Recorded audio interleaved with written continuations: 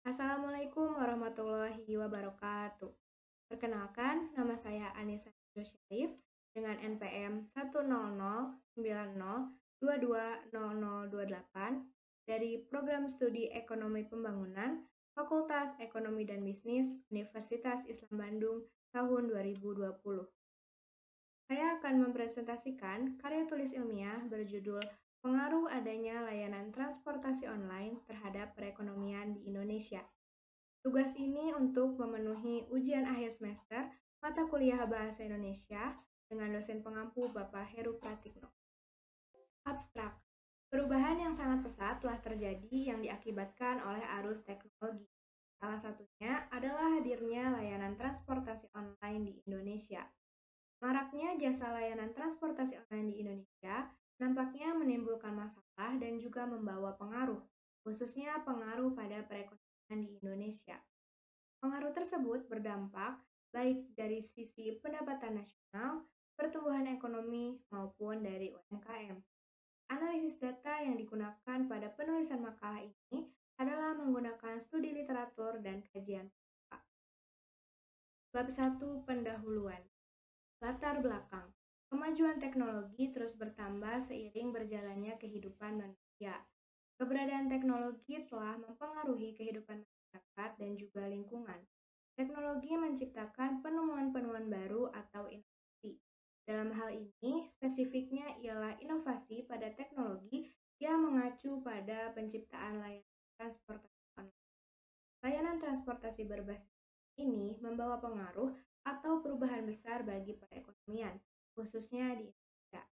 Pengaruh tersebut dapat ditemukan dari sisi pengangguran maupun dari sisi pendapatan.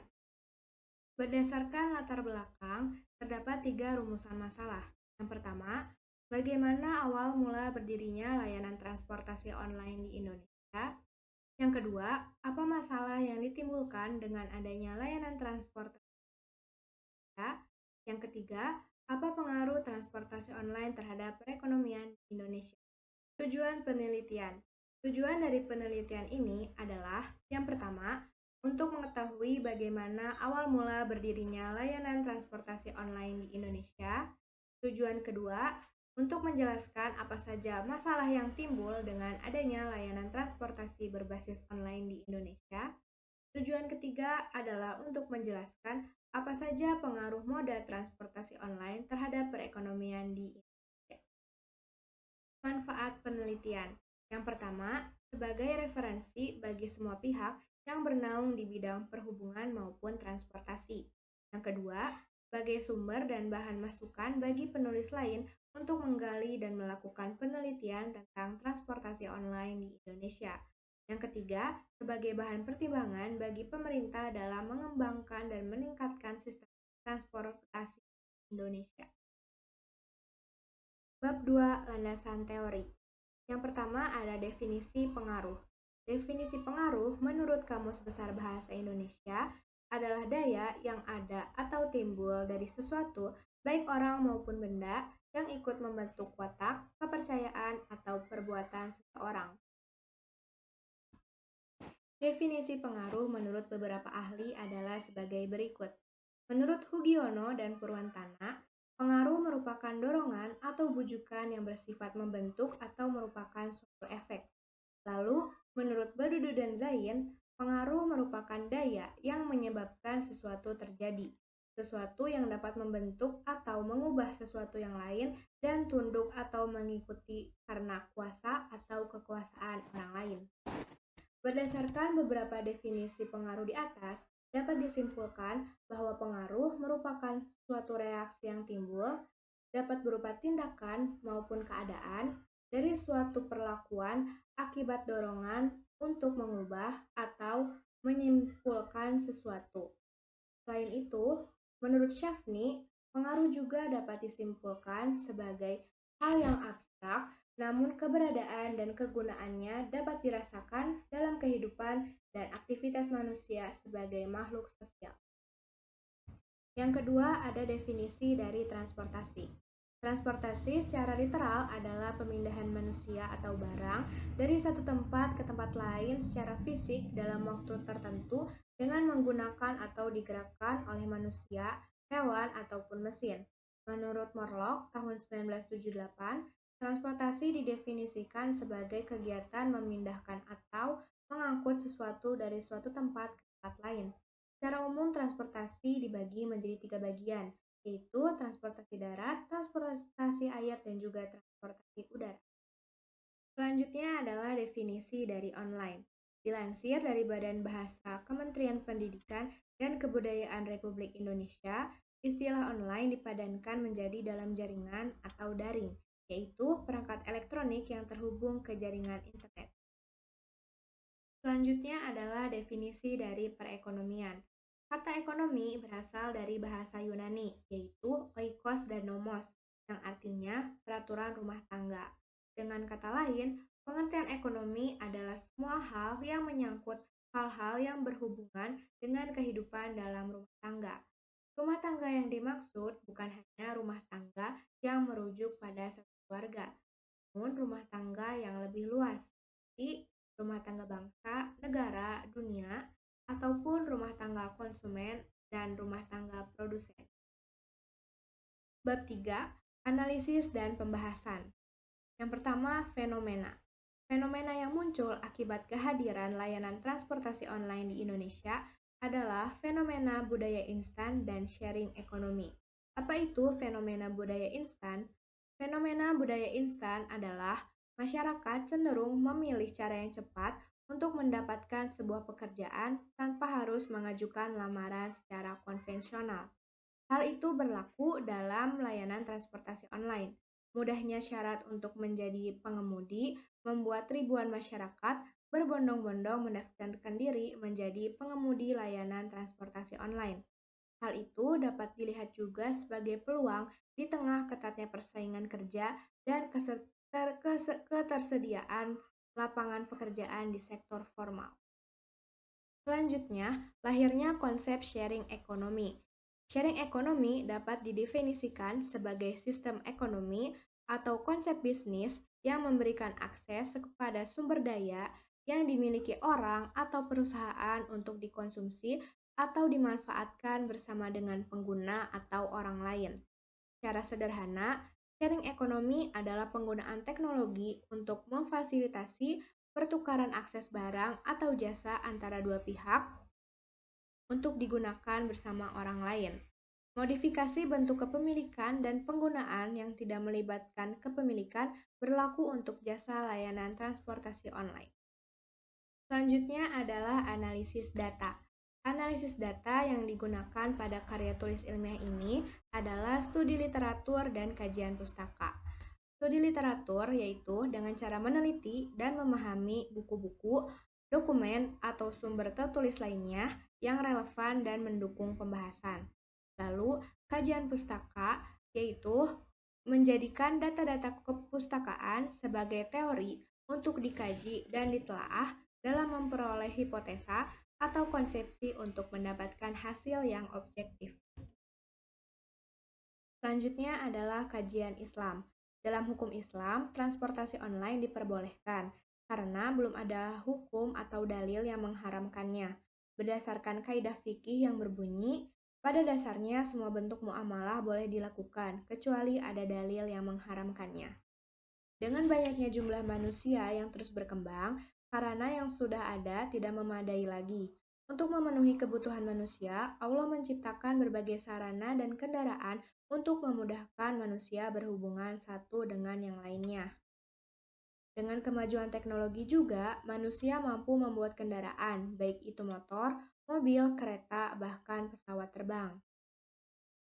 Dari kaidah di atas dipahami bahwa dalam urusan dunia, termasuk dalam muamalah, Islam memperbolehkan atau memberikan kebebasan kepada manusia untuk mengaturnya sesuai dengan kemaslahatan mereka. Oleh karena itu, semua bentuk akad dan berbagai cara transaksi yang dibuat oleh manusia hukumnya sah dan dibolehkan, asalkan tidak bertentangan dengan ketentuan-ketentuan umum yang ada dalam syara'. Selanjutnya, hasil pembahasan. Hasil pembahasan pertama adalah mengenai awal mula berdirinya layanan transportasi online di Indonesia. Gojek merupakan kehadiran pertama dari layanan transportasi online di Indonesia sebelum para pesaingnya muncul, mengubah cara untuk memesan kendaraan dengan cepat dan mudah menggunakan ponsel, ditambah tarif yang relatif cukup murah. Gojek sudah dirintis sejak tahun 2011, namun baru diluncurkan atau dihadirkan pada paruh awal tahun 2015. Lalu ada layanan transportasi online bernama Grab.